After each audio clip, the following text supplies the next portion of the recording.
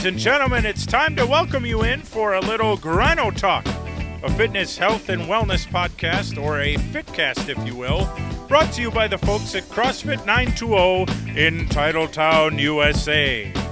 With your hosts, Tony Giovannini, Matthew Gunville, and Katie Schluter. All right, Tony, take it away. All right, here we go. This is it, premiere episode of Grhino Talk. Now, you might be sitting there thinking, what the heck is Grhino Talk? Or you might have seen the cover art listed in the podcast listings. We'll get into Grhino in a little bit. That's a backstory. We're going to host this podcast, hopefully a weekly basis is what we're looking to publish. We're going to focus on health and fitness and wellness, and we're going to kind of model it as an educational podcast where hopefully people can get some information, get motivated, continue to be motivated, and if we bring some people in for interviews, maybe get inspired to either start or continue a workout and healthy life balance. This is going to be brought to you by the folks at CrossFit 920 in Green Bay, Wisconsin. That's right. That's Titletown. Got to throw that in there. I'm going to joined right now by two co-hosts. First and foremost, Mr. Matthew Gunville. He's the owner and proprietor of CrossFit 920. Matt, how you doing today? Doing great, Tony. Thank you. And also joining us is Mrs. Katie Schluter. She's an educator, incredible athlete. She's done a lot of different competitions. She's the one that programs a lot of our workouts. Mother-to-be, congratulations. Thank you. How you doing? Feeling good. Cool. So we're just getting going here, and I figured what we do is maybe get a little backstory on the gym, backstory on both of you guys, and just kind of let people into your minds and what you guys think. And I thought a good way to start out would be to ask you guys a question. Katie, maybe we'll start with you. Just one general goal that you have in mind for this podcast. What do you want people to be able to get out of it? I think exactly what you said. I want people to have knowledge about being healthy and what it takes to get healthy, stay healthy, be whatever healthy means to them. Because I think there's a lot of misconception out there. There's a lot of places you can get information, and hopefully at least people at our gym trust us and what we're saying, and a place where they can go for a resource for questions they might have. That sounds good. Matt, same question. One goal that you have in mind here for this? Basically, just to motivate more people, being able to reach out to more people. That's kind of what I always like to do. It's hard to do when you're just in a gym all day long.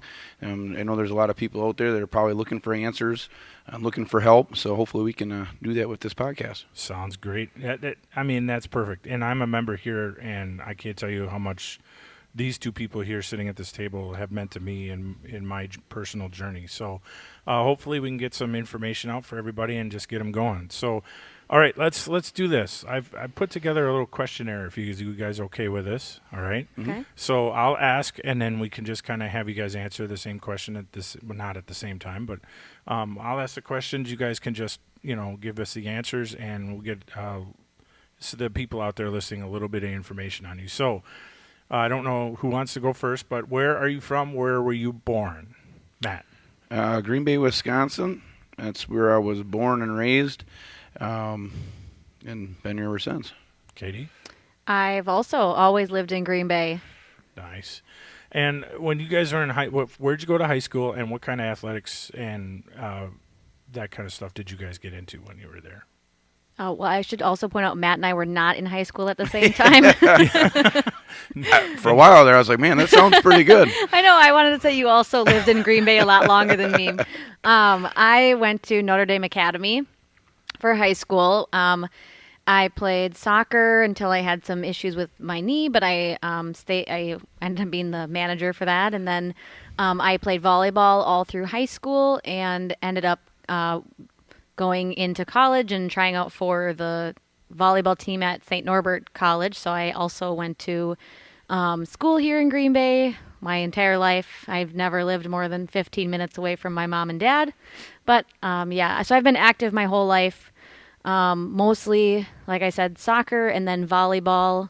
And then after I graduated college, I wanted something to do, and I ran half marathons for a little while, but found that that took a lot. That took a big toll on my body, and I missed the team aspect. And that was when someone I was working with at the time, actually, she was coming to 920 at the time, and that's how I got hooked up with the gym at that point. Cool. Matt, slightly before Katie was in high school, what were you doing in high school? Well, at that time we actually had a weight room and a boiler room, but anyways, that's how long ago that was. But yeah, I did some track and field, football, powerlifting. I tried to stay pretty active most of the year round, and biggest sport for me was football by far. It was one I enjoyed the most, so I spent most of my time with that. But in the other seasons, I did the lifting thing. I did the track and field for the shot put and discus and stuff like that. So, very good. Well, you guys took away the college aspect of it. A question that I had: how long have you been training clients? right now I'd say almost 18 years. Wow. 18 to 19 years, somewhere in there. Yeah. Oh, you want me to answer? Because Yeah. mine's not as impressive. No, it's not. Well, it's not gonna be. I don't think. Yeah. So I've actually been a part of the gym for it'll be 8 years in August. So, but I have had my L1 for 3 years, and I have been personal training for just about over a year now. Very good. Let me ask you this: just in your training career, Matt, I know that you've trained some people on a national level, and that can you elaborate on that a little bit? Yeah, well, there's quite a few athletes. When I started out into training, I started out more so as a strength conditioning coach. That's what I went to college for. That was my passion, getting involved with more athletics as far as the sport-specific type things. So I started out in Boston, Massachusetts with Mike Boyle, strength conditioning. Worked with him for a little bit, and then came back here and got more into the personal side of things. Just tended to like the personal side a little bit more. The rewards as far as seeing the people get really happy, and you're going from a person that hasn't been gifted their whole life, and so you really feel like you're making a bigger difference. So that's kind of how I started out as a strength conditioning coach, and then I got into the personal training side of things after that. Katie, do you have anything? Who's favorite, or how about a success story that you've seen one of your clients go through? So for longer than I was personal training, I've been doing the on-ramp program here at 920, so which means I help out with the people that walk in the door and maybe have never touched a barbell. And one of my favorite things is when we see that person really transform over the month. They find themselves stronger, they find themselves getting healthier, and then they join the regular class and they start to meet people and they really start to join our community. So I don't know if I can pick just one, but I just on Friday I actually looked around and I thought, oh, well, I have, 2 on-rampers from the September that are here, and there's someone from November, and someone I had someone from every month of on-ramp that was in the class that I was coaching, and I was like, well, this is really cool because now they are really starting to feel part of this community and starting to see positive changes, and that's just my favorite part. Nice. I mean, nothing can compare to working out with everybody in this gym when we get together for bigger workouts and everything. The community that we have here, in my opinion, is a huge part of the success of the members of the gym. What do you think about that, Matt? Yeah, like every time that we have a get together, I try to do more things with the gym as a whole. Whether it's a Christmas party or getting together to raise money for an event or a charity, or like the Murph that we do, we usually have a big crowd. But the key thing is, like I always tell a lot of our members, they are the gym. They're what makes this gym go. It's just a place that you feel like you belong, and you feel like people care, and that's the key. Yeah, I agree. So Katie, give me one favorite exercise or activity that you really enjoy doing in a workout here at the gym. an unpopular opinion, but one of my favorite movements is the thruster. Oh, so you're to blame. I know, yeah. I have a lot of good memories with the thruster through my years competing. I think being short just helped that. But I love anything on the gymnastics rig. So one of the things that I love is like I was never a gymnast growing up. I was never like I didn't even go on like the jungle gym, and so it's really fun to do pull-ups and muscle ups and handstand walking and all of that stuff because that's just nothing I ever have done before. So that's fun for you. That's fun for me. Wow. Okay, Matt, same question. You Deadlift. don't know what to answer. Well, I could tell you one thing. Obviously, I love the lifting part of it. I mean, obviously, from doing heavy lifting for years, I love the lifting. But I will say, when I got involved in CrossFit, I really liked the gymnastic part also because it was such a challenge for me. And I mean, anybody that knows it, I mean, obviously, the handstand walk show that I tried to do in the Granite Games was quite embarrassing, but at the same point, it was the most challenging for me because lifting came easy to me. And when Austin, like Katie was saying, Austin, you're doing this CrossFit stuff, and they say, well, here you got to do 50 pull-ups, and I'm going, holy man, But yeah, the gymnastics I think is really neat. How about one thing outside of the gym that you guys really like to do that is not gym related? Something that is, people might not know. Outside, is this fitness related? It could be fitness related. It's a hobby, an avocation, something that you like to do. I love the outdoors, with spending time with my kid and my dog and my wife, hunting, whether it's hiking, hunting, all that kind of stuff. I love being outdoors. Katie? Yeah, I'm not as much outdoors as Matt is, but we have a family cottage which is up north, and especially this past year, not much else to do. I've been up there probably for a year straight, which is weird because all growing up we went up there, but we never spent the winter up there, and so I spend a lot of time with my family. Probably part of the reason I've never moved away. I'm really close with my family.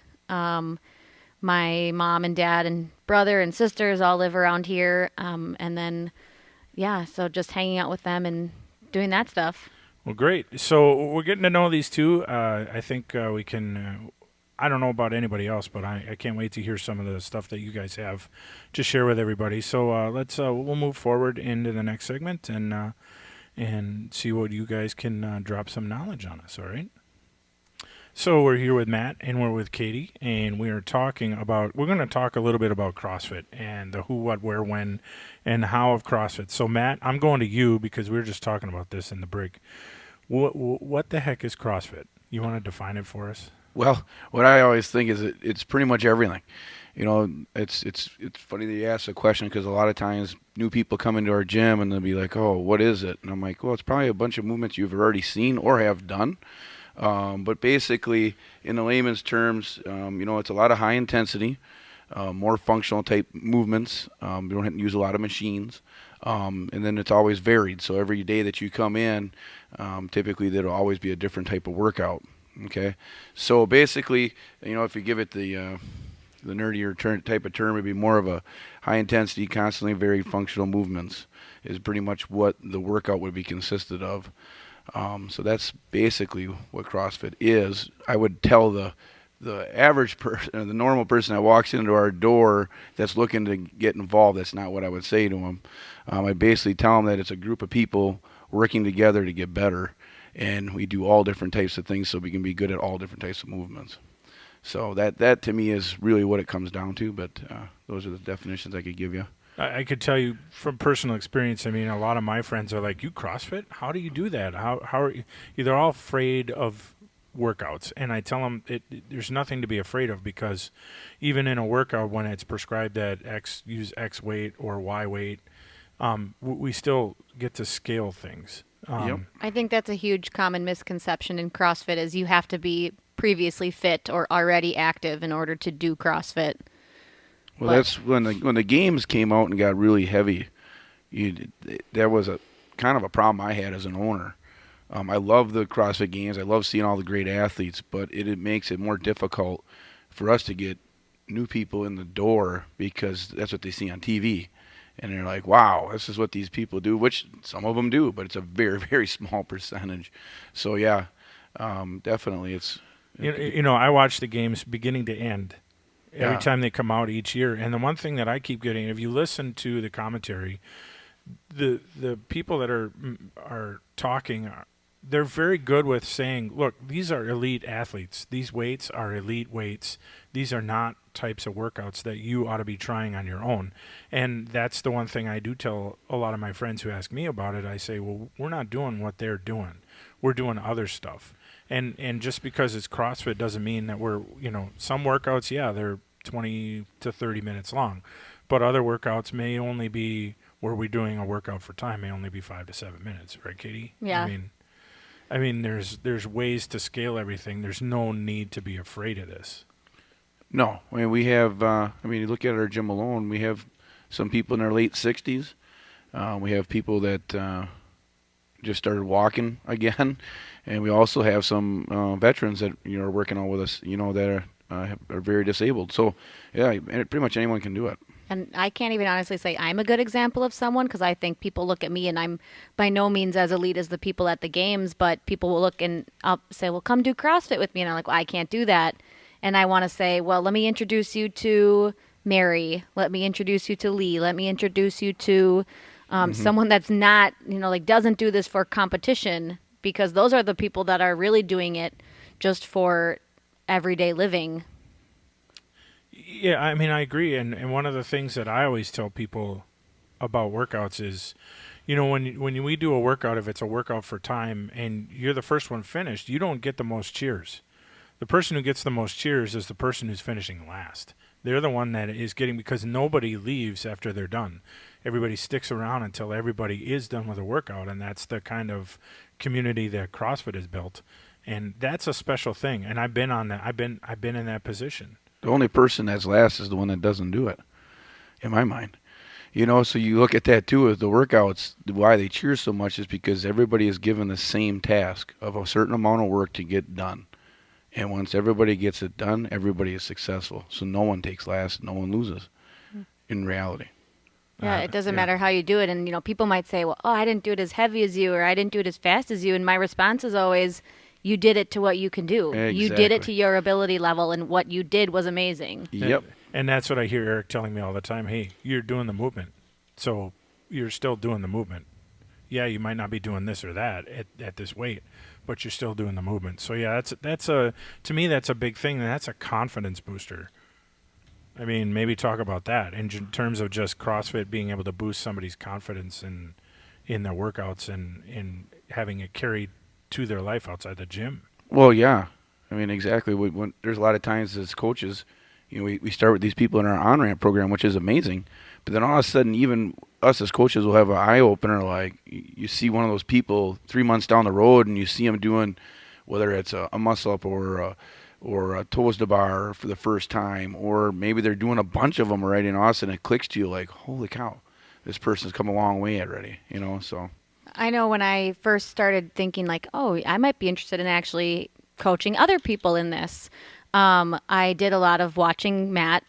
Sometimes he knew it and sometimes he didn't. And that was always something. I remember watching him coach on-ramp, and these people that, had been there for a week, and no matter what they did, he made them feel like they had just won the CrossFit Games.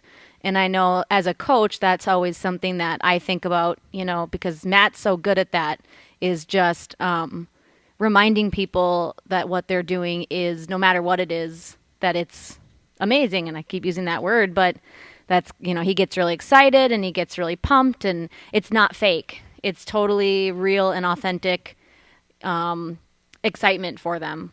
I agree. And I think our members see that. I think the people at this gym, they know that. And it's not just Matt, it's all the coaches, anybody that's coaching.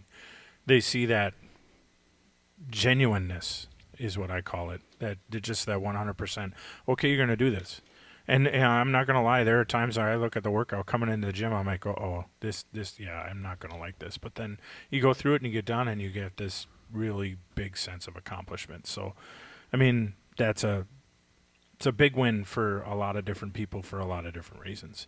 So, Matt, I know when you started out training, you were training in like bigger gyms. You were also training and focusing on personal training. But how did you get into opening a CrossFit gym? How did personal training lead into CrossFit? So basically, well, it started with the strength conditioning, and then I went into the personal training, then to managing some gyms. And basically, CrossFit came out. I can't remember exactly when I saw it online, but I saw some stuff when we were reading about it, my boss and I at the time. And I kind of didn't understand it. I didn't really care for it, just because some of the things they said on there went way against the grain of what I learned. So I was just kind of put off by it at first. But I was always still in the back of my mind because it was intense, and I liked intensity. But then they also were working out in garages and gyms, and that's what I did with my own training when I was powerlifting a lot and doing strongman things. I always just went into a garage and did my own things. I didn't like being around a lot of other people that didn't have the same mindset. So I kind of looked at all that, got together with one of my buddies who was also a coach at the time and one of our other friends that lifted with us. We decided to try it out. We put together CrossFit 920. I wasn't the owner at the time. Basically, just was working, and we started it off. Went pretty good. We had some bumps in the road, like everybody does. But then we all, us three as partners, didn't really want to go any further with it. So then I ended up buying it myself and taking it out from there. And that's kind of how we ended up where we are today. And I started a real small gym. I remember being kind of scared, you know what, and sitting there with 2 rowers or 3 rowers or whatever I had, a couple barbells, some wall balls or whatever. But I remember sitting in the first gym looking around, and there wasn't a soul in there but myself and the coach that I had at the time. And I thought, wow, how are we gonna do this? You know, how's this gonna go? But you know what, we just pounded the pavement and just kept trying to help a bunch of people, and we're here now. So That's awesome. I mean, I know a lot of people who say this gym is a pretty awesome place to be, and I know a lot of people like to come in and hang out just for the people that are here. So, Katie, what about you? What about your journey? I know we touched on it in the first segment a little bit. Can you elaborate a little bit more? What was it that kind of drew you to CrossFit? Yeah, so when I was in high school, I'm not that old, and I'm only 29, but I would say it still wasn't a huge deal or it wasn't really pushed for women to be in the weight room. Like, I never remember even picking up maybe a dumbbell in high school to lift. And I played a lot of sports, so I don't even. And so I got to college, and I had a strength and conditioning coach, and I guess in the off season, I just really glommed onto the training in the off season. It wasn't, CrossFit related, but I remember doing a little bit of lifting, and still, we had a tiny weight room we did not have the beautiful weight room that St. Norbert has right now. And I remember having to go in there when like the football team was in there, and of course my husband was he's now my husband, but he was a football player, so I'd actually go in and train at the same time the football team did. Yeah. And I ended up doing some workouts with them. We did a lot of like plyometrics, and I really liked that lifting. I had no idea that it was a clean and jerk or a push press. I didn't know the names. I knew that I'd go in and attempt these at least. And I did it in the summer with the strength and conditioning coach because he worked at a local gym at the time. And then after college, like I said, I wanted to stay active because I had decided that was, something I just couldn't get rid of. But I was also very competitive growing up in sports. So running was fun, but it wasn't for me. And ended up joining CrossFit 920 at the, I guess you would call it the second location, kind of real small gym, in August of 2014. Because that was the year I graduated from college. And wow. Man, you guys are young. And then, yeah, that's how I got started. And I don't know, I always was like, they kept saying, oh, you can compete. And I was like, I don't want to do this to compete. I did that all through college. And 6 months later, I found myself in a competition. So. Yeah, we saw our first competition, and I was just like, yep, that one's going. You know that. Well, we can get into that later, but some memories are popping in my head. Oh yeah, we could probably put together at least 3 or 4 episodes just from stories. Yeah, so I just let you guys tell stories. Yeah, right. So I I think I was probably competitive for like 5 years, till through 2018, because that was the summer of 2019, I believe, was when I went to France. But I always knew after that my husband and I wanted to start a family, and I had actually started thinking seriously about getting more education in the field of health and fitness. Not quite sure at all what I wanted to do with it, but that was kind of when I decided that I was done competing. I wanted to help other people, so obviously doing all that now. So everything that I wanted to do is happening now. Our first baby is due in May.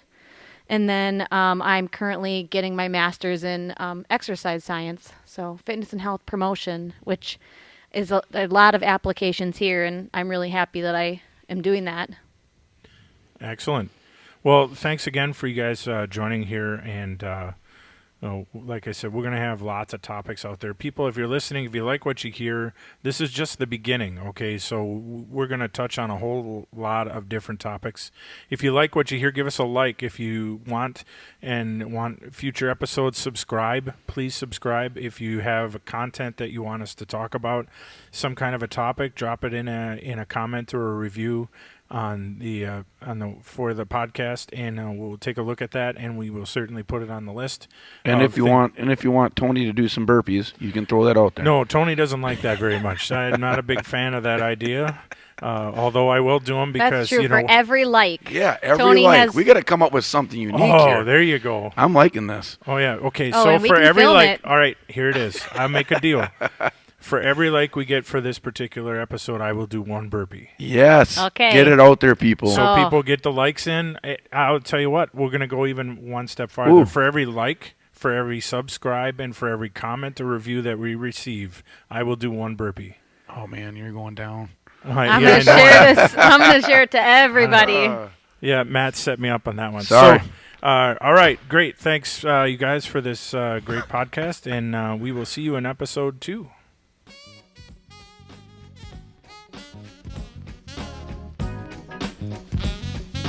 That's it for this episode of Grhino Talk. Thank you for tuning in and listening. Please like, subscribe, and comment to make sure that Tony gets his burpees in. Check us out on Apple, Spotify, and Google Podcasts. And until next time, remember, things are earned, not given. See ya!